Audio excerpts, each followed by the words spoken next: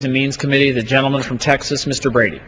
The gentleman for Texas is recognized for 3 minutes. Thank you, Madam Speaker, and I appreciate and applaud the leadership of Mr. Camp on job-creating issues in this Congress. And my friend from Washington is correct. There are no excuses on this bill. Democrat leadership has known for months that this would run out for those who need unemployment, and they did nothing. Now it's lapsed for 30 days, and the question is why? The answer is, to Democrats, deficits don't matter. They thought they could attach this bill to a big spending bill, talk the rest of Congress into adding even more to our deficit, and Congress balked. Today they think they can add another $33 billion to our deficit, and Congress will go along with it. But we won't. At a time when Democrats believe deficits don't matter, the rest of the American public says it does matter. People are frightened by the amount of debt this country owes. They're frightened by how much more dangerous debt is added every day. In fact, every second in America under the Obama Democrat budget, every second more is added to the national debt than most average Americans make all year long.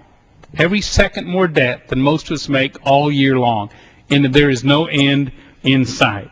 Deficits are going to drag this economy down. It's going to put a hanker around the young people's neck, those of our children and grandchildren. What's, I think, frustrating is so easy to pay for this bill.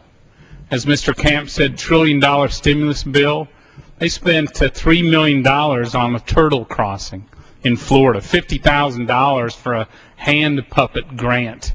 They have $390,000. It's hard to believe. They spent $390,000 of your money at the University of New York at Buffalo to study the relationship between malt liquor beer and smoking marijuana.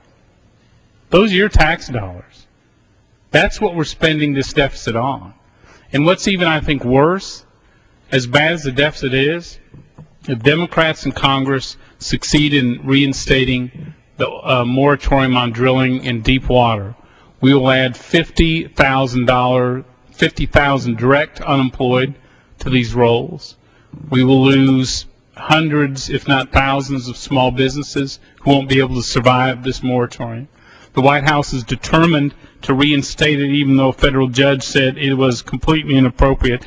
Let's not turn an environmental catastrophe into an economic catastrophe. Bills like this that get ignored, try to run up deficits, moratoriums that kill more U.S. jobs, we can do better than this. I will vote no, and I urge common sense Americans who support a balanced budget to vote no as well. I yield back.